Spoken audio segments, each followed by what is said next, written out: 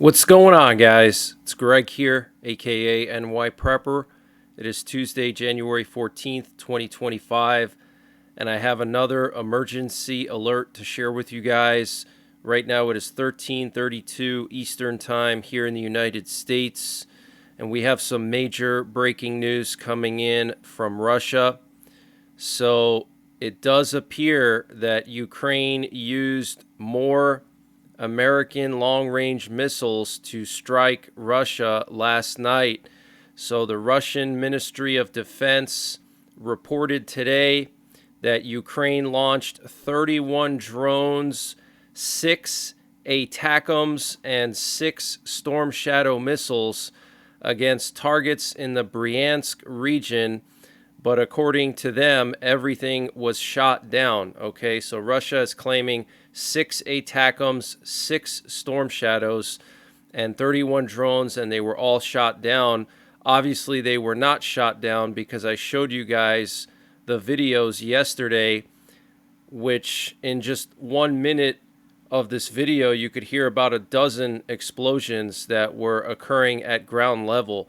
Okay, so Ukraine definitely hit their targets, and the ATACMS is the long-range ballistic missile or the short-range ballistic missile. It's considered long-range by the media, but it has a range of up to 200 miles, and this target that Ukraine hit was an ammunition plant, okay, a plant that makes propellants for ammunition of various types.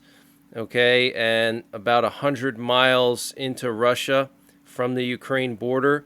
Also, apparently 6 Storm Shadow missiles were used in this strike as well.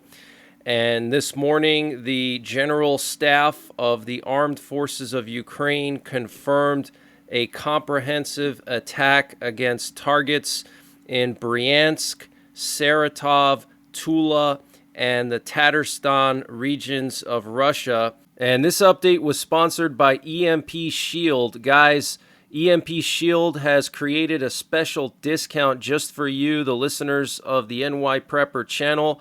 If you go to EMPshield.com and use the promo code NYPrepper, you can get 15% off your entire order.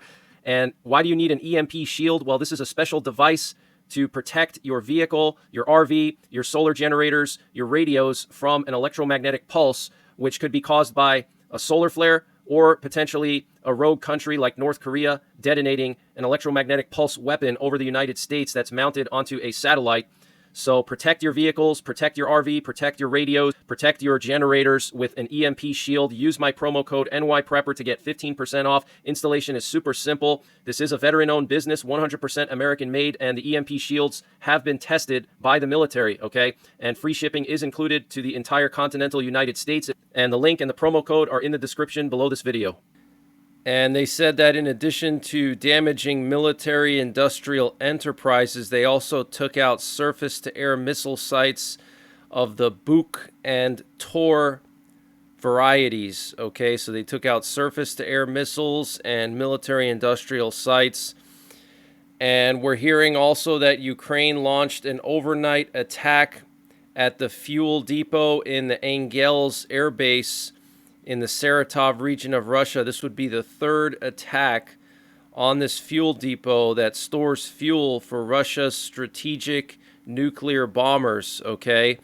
And they specifically confirmed that storages with fuel for the Tu-95MS and Tu-160 bombers were targeted.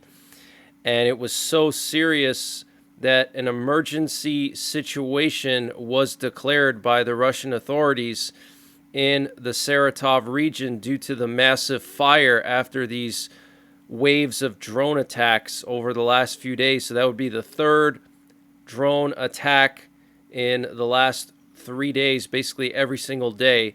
They've been sending drones there. So this is very, very serious, guys. This would be like Mexico sending drones to Whiteman Air Force Base or Dyess Air Force Base or Ellsworth, one of our main bomber bases, taking out the fuel supplies to the air leg of our nuclear triad, okay?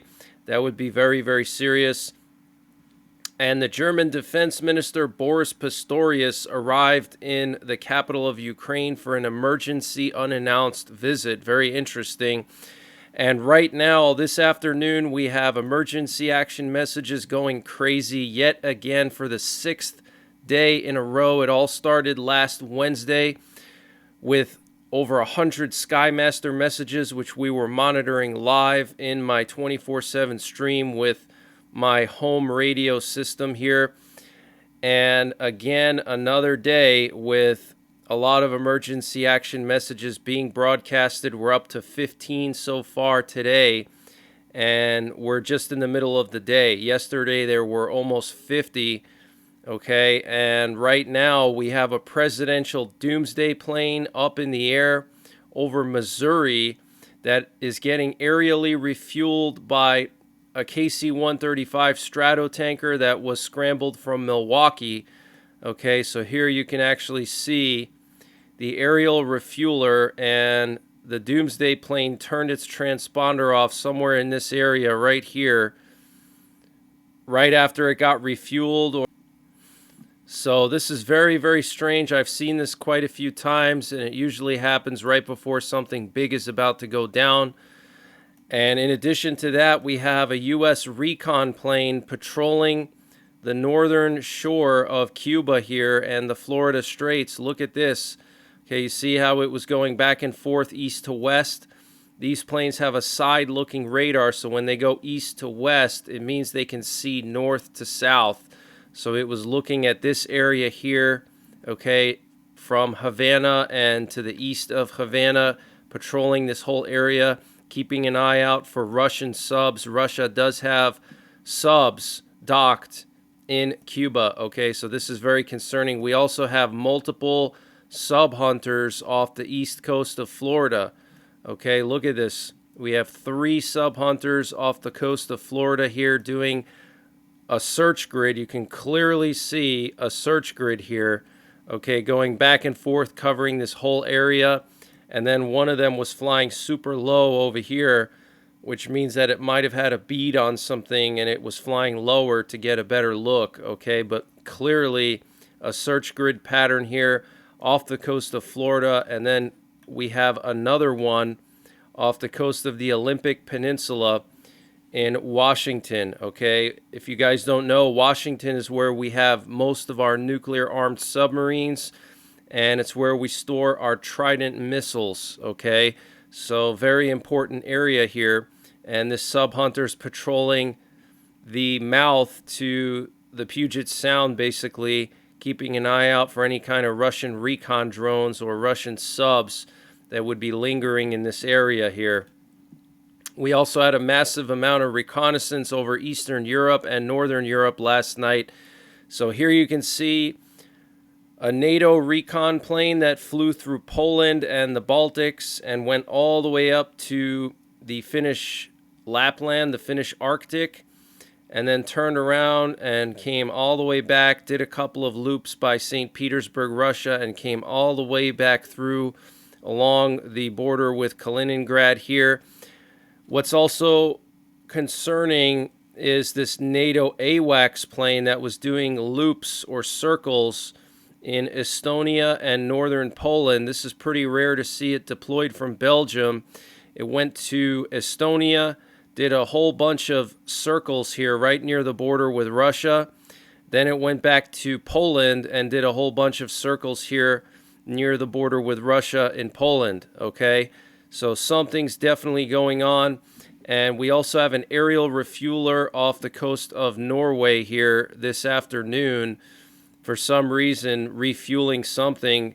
And then also we had a Polish presidential Doomsday plane, or Polish Air Force One, that went from Warsaw to Finland. So that's probably the Polish president going to Finland for some reason. And we're hearing that as many as 14 Ukrainian drones were shot down in the Rostov Oblast last night, and 17 were shot down over the Aryal region.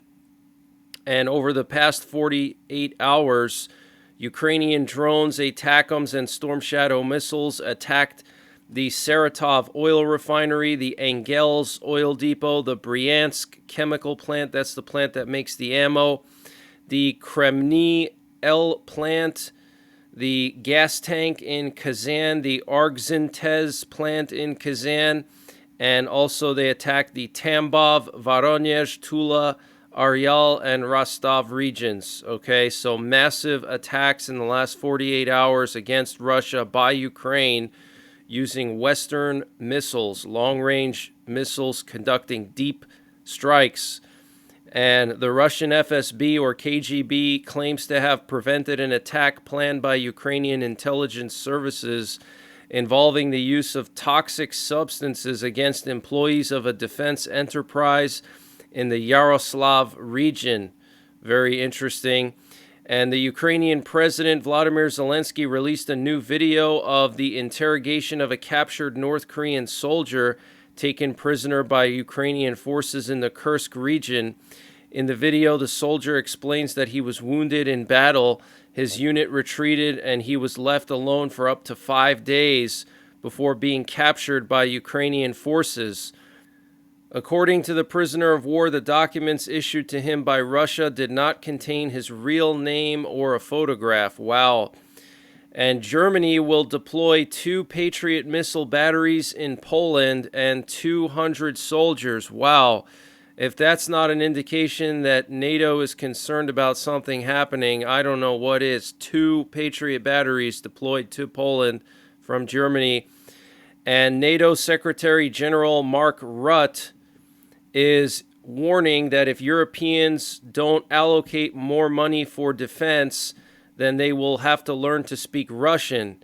He said, if we don't do this in 4 to 5 years, we'll either have to take Russian language courses or move to New Zealand, suggesting that defense spending should be raised above the current 2% of GDP. So what's interesting is Mark Rutte spoke with Trump. If you remember, I think he even went to Mar-a-Lago, or maybe Trump went to Europe and met Mark Rutte, but I know that they met in person, and I'm sure Trump was pushing Mark Rutte to raise the defense spending number, okay? I'm hearing that Trump is going to require 5% of GDP, which makes sense considering the security situation in Europe. And the EU has officially approved inviting Switzerland to join the military Schengen program, which enables the rapid movement of troops across Europe without border delays, okay? So the EU wants Switzerland to basically open their borders in the event of some kind of a military conflict with Russia. The European armies can easily cross through Switzerland, okay? So if Switzerland agrees, that's definitely a sign that we're heading for war with Russia, because Switzerland is always a neutral country, and if they agree to this, it means something imminent is going on. And the Polish army said today that a media report saying that a Russian Shadow Fleet ship had been seen circling over the Baltic Pipe subsea pipeline was false. A report by Polish state broadcaster TVP World, citing a foreign ministry source, said a Russian Shadow Fleet ship had been circling around the pipeline that delivers gas from Norway to Poland. In reference to the reports appearing in the media today about a ship of the Russian Shadow Fleet circling near the Polish Baltic Pipe gas line, the operational command of the Polish Armed Forces does not confirm this information. The described incident did not happen, the Polish army said in a post on X. Okay, so the state broadcaster, TVP World, which I'm sure a lot of you guys have probably seen, especially if you follow Ukraine, said that there was a Russian Shadow Fleet circling the Polish pipeline from Norway, and then the Polish army comes out and said that's not true. So what's true? Okay, very strange. And apparently the Slovakian opposition government will submit a proposal to Parliament in the coming days for a vote of no confidence in Robert Fico's government. Now, Robert Fico is the prime minister, and he is a friend of Putin, okay? So they want to get rid of him over there.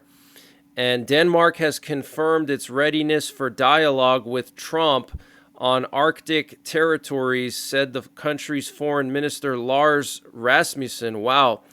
I honestly think it's going to happen. I don't think America is going to take over Canada.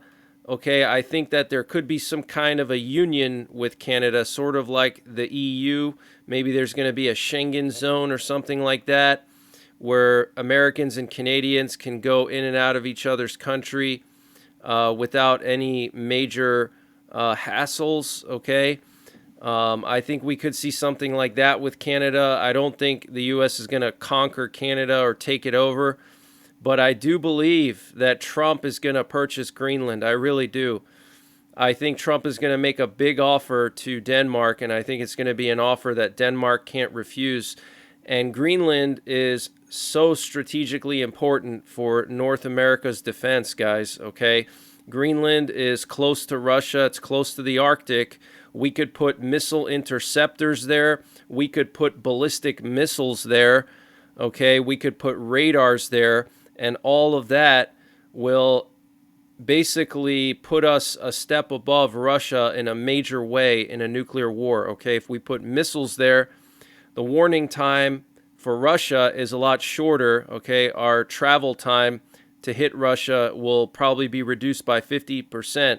So meaning we could hit Russia within 15 minutes from Greenland with land-based ICBMs. Normally we would need subs to hang out somewhere in the Norwegian Sea or somewhere in the Atlantic to be able to hit Russia in 15 minutes. In addition to that, we could put early warning radars there, which would help us detect Russian missiles faster. And then, of course, we could expand the ground-based mid-course defense and place that in Greenland, which would allow us to defend the east coast of the U.S., which has the most population in all of North America, okay? So strategically very valuable. I actually hope it happens. You don't have to agree with me on that, but I think it would be a huge, probably one of the most important, if not the most important purchases that the U.S. has ever made. And a new wildfire has started in the Simi Valley in California, and the U.S. Army has now brought in Chinook helicopters to fight the Los Angeles wildfires. And this is interesting. Elon Musk, Mark Zuckerberg, and Jeff Bezos will be attending Trump's inauguration. So obviously they're trying to kiss Trump's butt because they know that the Republicans are in control and they don't want their social media platforms shut down. Okay, a lot of people, especially conservatives, have been pissed off with the big social media giants censoring.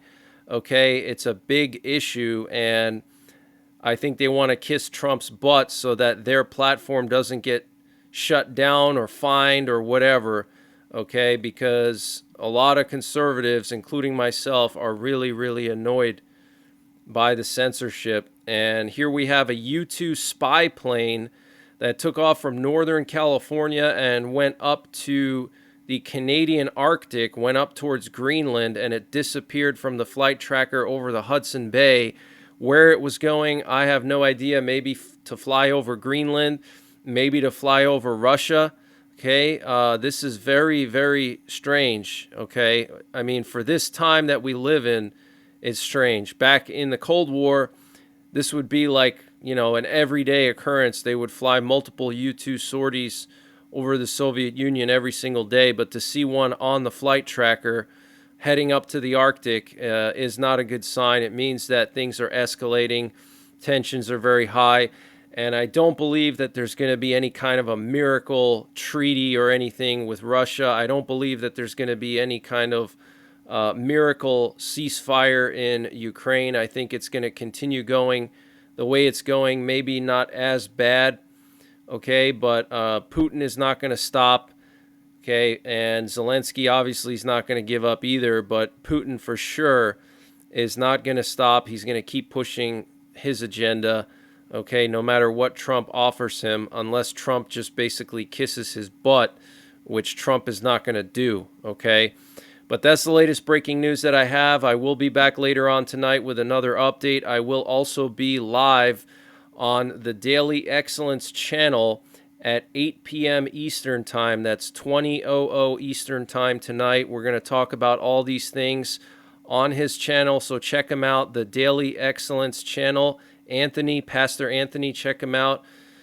And until later on, take care, God bless, and don't forget the 3 Ps: prepare, practice, and persevere.